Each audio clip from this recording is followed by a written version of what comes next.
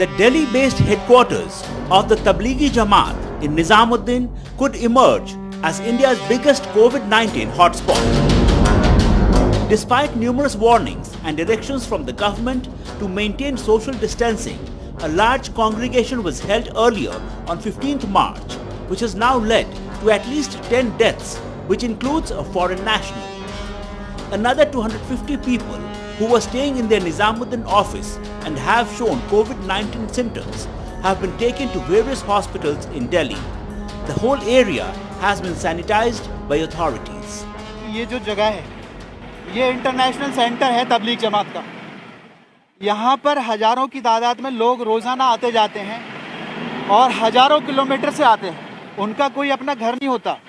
जो बाहर से लोग आते हैं आउट ऑफ इंडिया से, उनके लिए एक अलग जगह है और जो इंडियंस हैं यहाँ तक कि अलग-अलग स्टेट्स के लिए भी अलग-अलग जगह है। Some of the participants, including senior preachers, had come from countries like Saudi Arabia, Malaysia and Indonesia, where COVID-19 had already spread.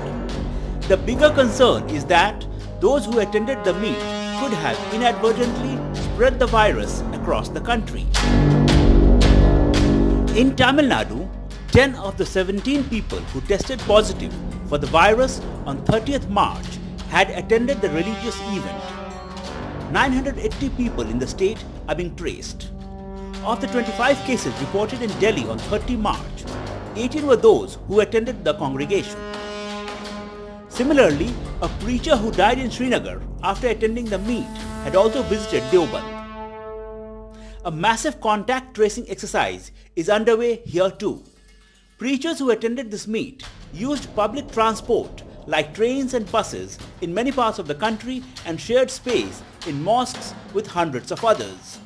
6 of the 10 people dead are from Telangana, while Kerala and West Bengal also reported on cases which may be linked directly or indirectly to the congregation. The Tablighi Jamaat, an offshoot of the Deobandi movement, is an Islamic missionary movement that was founded in India in 1927 and currently has up to 25 crore members across many countries in South and Southeast Asia. Many in India are questioning the Tablighi for holding a meet involving such a large gathering when COVID-19 had already become a global pandemic. However, some Muslim leaders say FIR must be filed against those who flouted rules knowingly.